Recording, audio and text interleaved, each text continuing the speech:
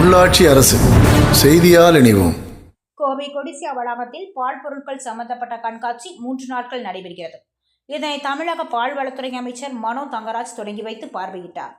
இந்த நிகழ்வில் செய்தியாளர்களுக்கு பேட்டியளித்த அமைச்சர் மனோ தங்கராஜ், இன்றைய தினம் பால்வளத்துறையில் பல்வேறு புதிய கண்டுபிடிப்புகள், இயந்திரங்கள், உபகரணங்கள் சந்தையில் உள்ளது.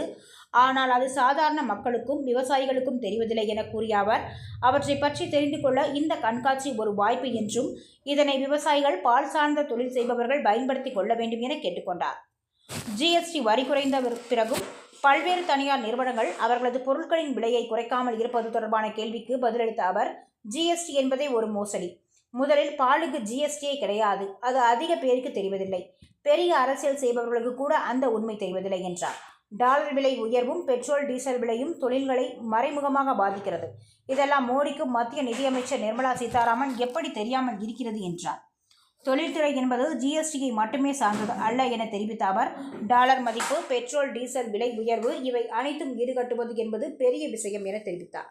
கடந்த 5 ஆண்டு காலங்களில் ஆவின் நிறுவனம் பால் பொருட்களுக்கு விலை உயர்வு செய்யவில்லை என்றும், பல்வேறு நெருக்கடிகளை சந்தித்தாலும் அனைத்து விலைகளையும் கண்ட்ரோலுடன் வைத்துள்ளதாகவும் தெரிவித்தார்.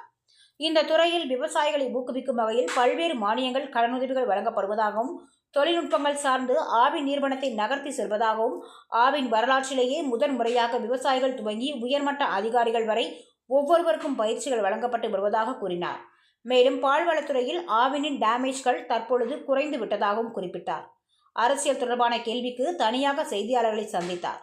அவரிடம், பாரதி தற்பொழுது இருந்திருந்தால் பிரதமர் மோடியை புகழ்ந்து பாடியிருப்பார் என்று தமிழிசை சவுந்தரராஜன் தெரிவித்தது தொடர்பான கேள்விக்கு, முதலில் பாரதி என்ன பாடினார் என்பதை படிக்க சொல்லுங்கள். ஜாதி மதங்களை பார்க்கக்கூடாது. வேதியர் ஆயினும் ஒன்றே வேறு, குலத்தவர் ஆயினும் ஒன்றே என்று பாரதி பாடியுள்ளார். இது மோடியினை தலைமையில் நடக்கிறதா என கேள்வி எழுப்பினார். பெண்கள் தம்மை இழிவுபடுத்தும் மடமையை கொளுத்துவோம் என்று கூறியிருக்கிறார் பாரதி. ஆனால் நீங்கள் தர்மம் என்று கூறி பெண்களை வீட்டிலேயே அடக்க பார்க்கிறீர்கள் என விமர்சித்தார். தனி ஒரு மனிதனுக்கு உணவில்லை எனில் ஜகத்தினை அழித்திடுவோம் என்று பாரதி கூறினார்.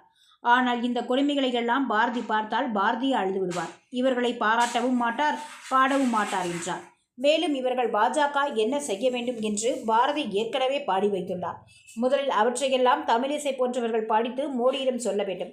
அதை நடைமுறைப்படுத்த வேண்டும் என தெரிவித்தார்.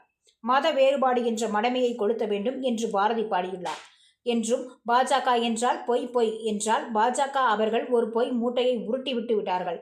ஆனால் அந்த பொய் மூட்டை உருளாமல் நின்று விட்டது. அது என்னவென்றால், திருப்பரங்குன்றத்தில் காலம் காலமாக நடைபெறுகின்ற அந்த தீபம் ஏற்றுகின்ற நிகழ்வு முறைப்படி நடைபெற்று விட்டது. அதையெல்லாம் மக்கள் பார்த்து விட்டார்கள். ஆனால் பாஜக அரசியல் செய்வதற்கும் ஒரு களம் அமைப்பதற்கும் பிரச்சனை செய்து உள்ளார்கள் என தெரிவித்தார். நீதிபதி அந்த வழக்கில் தீர்ப்பு வழங்கியது பற்றிய கேள்விக்கு, அதற்குள் நாம் செல்ல வேண்டாம். நாங்கள் கேட்பதெல்லாம் எதற்காக பொய் சொல்ல வேண்டும் என்பதுதான் என பதிலளித்து சென்றார்.